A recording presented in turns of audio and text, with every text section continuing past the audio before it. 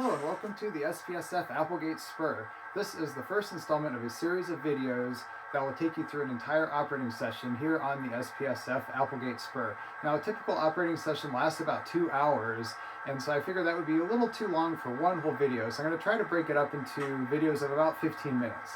So this first video is going to cover how I go about setting up that op session. So basically printing the manifest, building it and printing it, getting the equipment ready for the crew, and then also making sure we have all of our freight cars ready to go and getting that first train built, and we'll start switching that first customer. So let's get started. So the first thing I want to show you is how I build my manifests. Now I use JMRI Ops, which is on this computer here. And so basically what I did is I terminated the last session, I built a new train, and I printed it.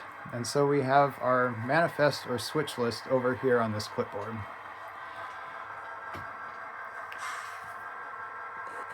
Okay, so that's the most important thing, and it's very easy to do. So that's why for the last op session I had was in October, and it was part of OS Omaha, and I hosted 3 sessions that weekend, including 2 on the same day. And so it's pretty easy to terminate a train and build a new one.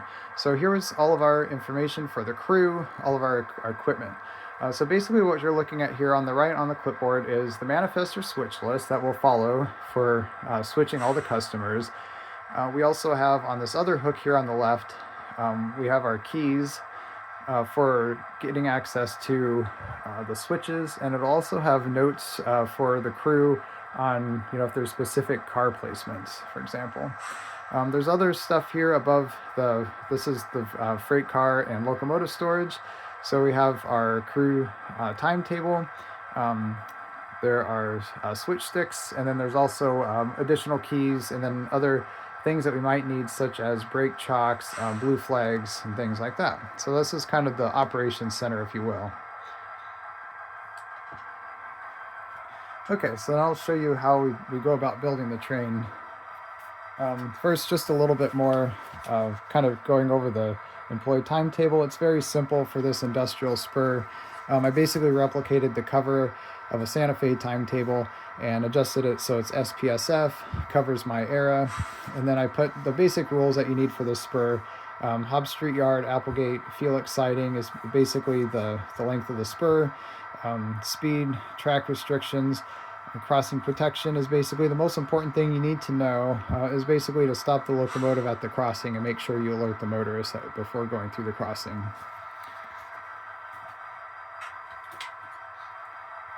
So with the manifest printed, this basically tells me the cars that I need to have at the yard. So the way the Applegate Spur is set up is that we have all the cars are coming out of the Hobbs yard, which is served by Maple Tracks, which is a short line railroad here in the Maple area. Applegate is a suburb of Maple, fictional town in southeast Nebraska. And so the tracks that you'll see over here on the right of the layout, this is basically a staging area for use on our operating sessions, and it's basically the approach tracks that go to the Hobbs yard. So these are cars that are coming out of the yard. So I just make sure that all these cars are there. And so basically what I do then is I pull the cars out of the storage cabinets below and put them out on the track to make sure that they're ready for the crew. And so this basically tells us that these are all the cars that we need to pull before we start working. So then next after that is your scheduled work at Applegate. And so what I tell crews is they can do this in any order they please. There's basically 2 sections of Applegate that I'll show you. There's this part right here in front of us by the depot, and then you cross the creek and there's 2 more customers. And so 3 more customers. So there's 2 customers here. We have the Maple Mercury in the background, and then we have the transload in front of us, and then we have 2 other industries. And so I tell crews that they can switch this in any order. The caboose is to be used in case of shoving moves. I also tell them that it's basically to carry the crew from the yard to here at the Applegate Depot, just a better place so that the crew doesn't have to to ride on the freight car so long. So kind of use that at your discretion as well. So I try to give my crews a lot of flexibility, basically. With that, you'll notice it looks a little dark. What I'm trying to do here is I've just got the lights set low, the LED lights. I'm trying to pretend that this is basically early morning start. And then so it'll get lighter as we go on. And I just adjust that manually. Okay, so an overview of the layout. Here we have, like I said, this is the first part of Applegate, which we have our Maple Mercury and our transload. And starting to get a little bit more scenic here, but still have a ways to go. There's the creek. Basically, there's a creek, dry creek bed right now. It's kind of muddy looking. And we've got Sosumi Sumo, which is a general warehouse customer. And then we've got a little yard track here, run around, and also off-spot location, which is what that box car is sitting there for. And then we've got our other two industries here, the cement plant and the lumberyard. So crews can switch these in any order that they please. Now personally, I find it easier if you just did the first couple cars here on this end of Applegate. And so that's what we're going to do first, so that we don't have to take all of the freight cars with us through the crossing and past that. It's a bit of a headache. So, and that's kind of how I designed this layout, is to just start with this area first. So that's what we'll do. So the JMRI Ops switch list is designed to be a checklist. So these are, as I mentioned, the cars that we have to pull from Maple Tracks, and they're all sitting there, and I verified that. So we'll go ahead and check these off. So this is our scheduled work at Applegate. So you'll notice that we've got some pulls, which are in green. These are the cars that we have to take from the industries, and then placements in red. So these are the cars that we have to basically take from, that we got from the yard up here. We have to bring them to the industries. So this is a good way to look at which customers are we going to be serving today. And JMRI Ops, I have it set on, basically to do a variety of both using the freight cars that I have on my roster and also serving the different customers. And obviously each customer has a different number of cars that go through there. For example, Maple Mercury in the background only gets one car of newsprint at a time. The transload can just fit a couple of cars as well.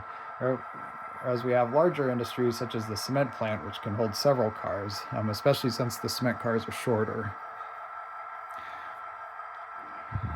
So it's set to do this randomly, and it's after the first few sessions it works pretty well, and I've noticed that all the industries are getting served. So it looks like we've got to pull a car at Sosumi Sumo and also place a car at Sosumi Sumo.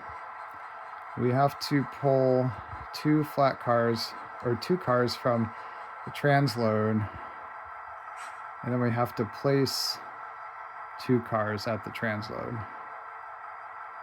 And then we also have to pull a car from Payless. Nothing is going there. And then we have to pull a car from the ready-mix concrete plant and then place 3 cars there. Okay, so that makes sense. Now what's interesting is our off-spot car, SPSF 51919, is not moving at all. So that's something that I might want to make sure happens at least in the next session. Otherwise, I might have to, what I call, force the move in JMRI Ops. In other words, make sure that it's going to that warehouse, because that would be helpful. Okay, so one thing I've noticed about this, and this happened to me during the Ops sessions, because as I was making sure the cars were coming and going to their various places, we do not have this St. Louis Southwestern flat car at the transload drywall. So I'll just pull that out of the drawers there and make sure that that's ready to go too. Everything else looks like it's there, just kind of glancing at everything. Okay, so then all of our cars that we pull should then translate into the cars that we then leave at the yard at the end of the session. So that's how it works. We basically serve all these customers, we're bringing cars to them, taking cars out from them, and then they're going back to the yard. It's your typical class 1 local. Okay, so let's go ahead and start switching we'll switch the transload first. This transload is designed to get both drywall, because I've always thought that was an interesting commodity, which comes in mostly flat cars, either center beam or bulkhead flat cars, which are some of my favorite flat cars, or some of my favorite freight cars. And then they also get covered hoppers of fertilizer, which again, covered hoppers are another one of my favorite freight cars, so I wanted to incorporate that into the layout somehow. All right, so without further ado, let's go ahead and pull out that missing flat car.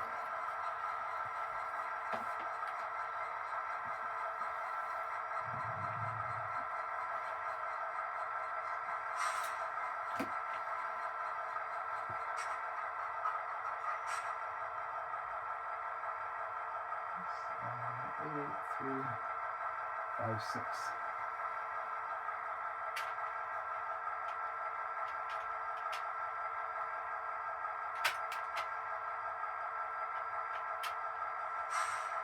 Okay. There we go.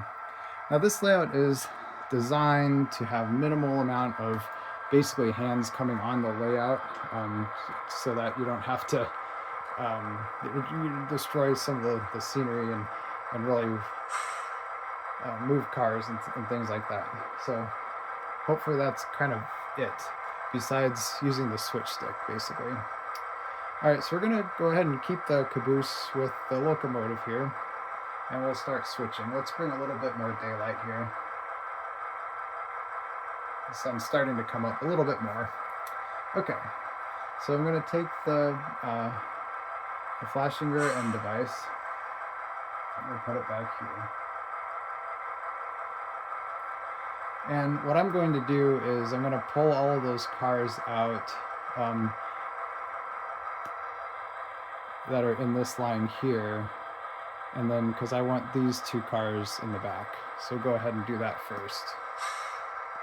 Okay, let's do a quick check on our equipment here.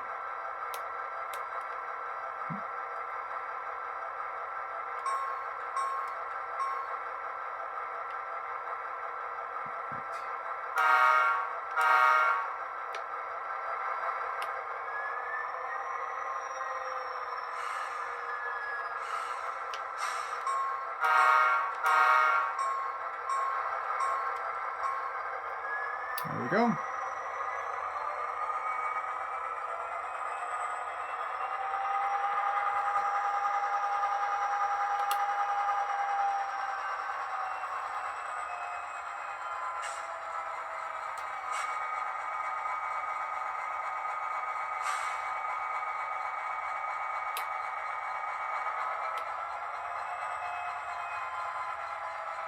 Make sure the brakes are set.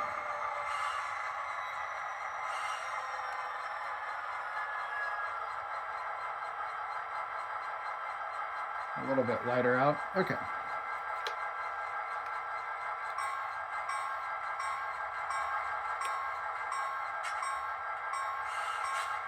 All right.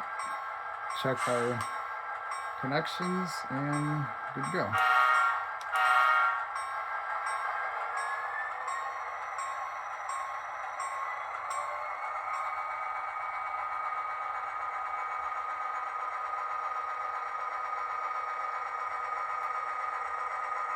So at this, we're going to cross the crossing up here. So we have to wait 20 seconds for the signals to go off to warn these motorists that a train is coming.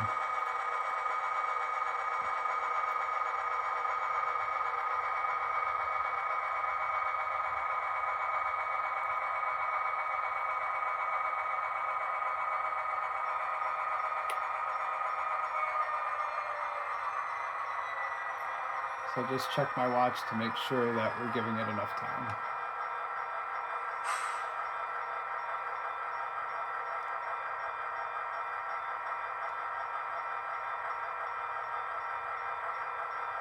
Okay.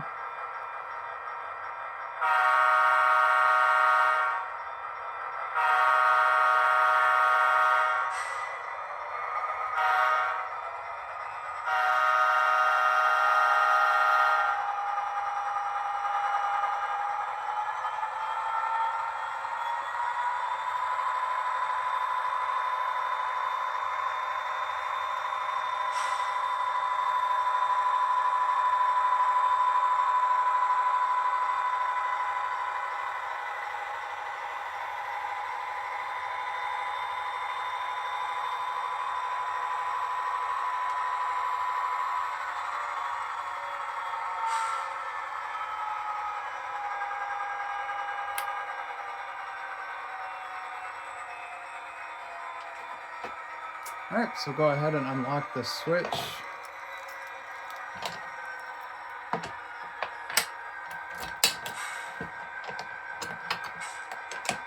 And throw it.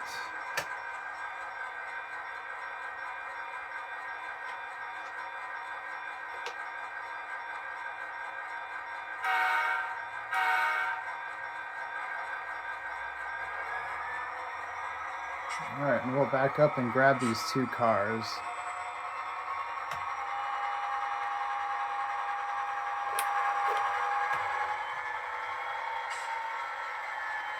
All right, this car is going the wrong way.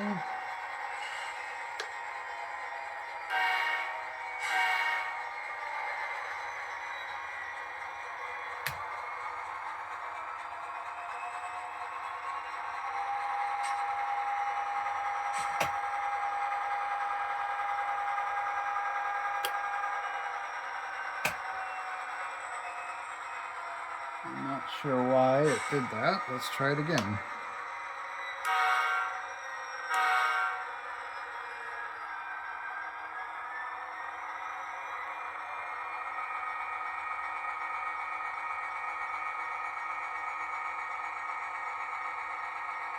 All right, that time it did it correctly.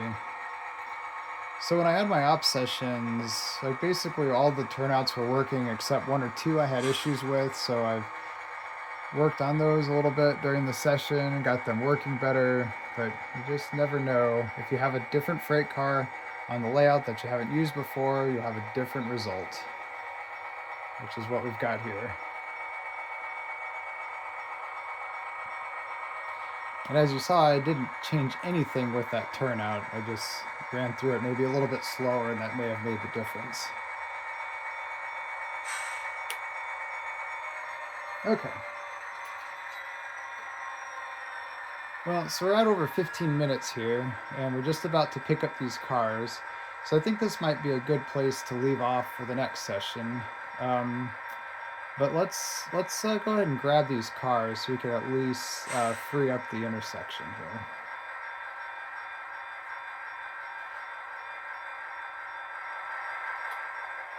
Let's make sure we got a good connection here. Okay.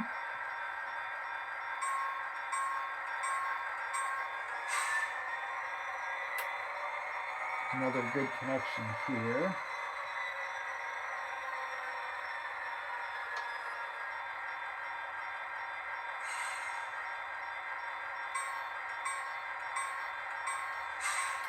Stretch the cars, as they say. All right, looks like we got air. So let's move forward and clear that intersection.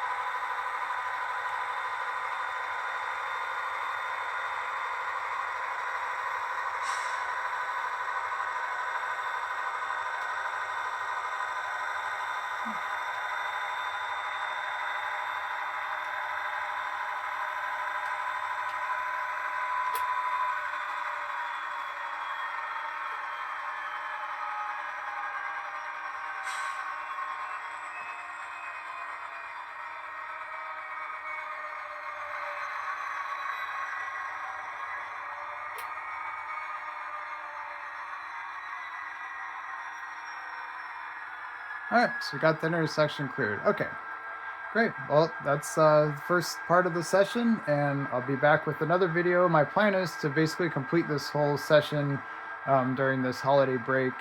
So hopefully, just take a few days or so. All right. Well, see you next time here on the SPSF Applegate Spur, where we'll continue switching these customers. Thanks for joining me, and see you next time.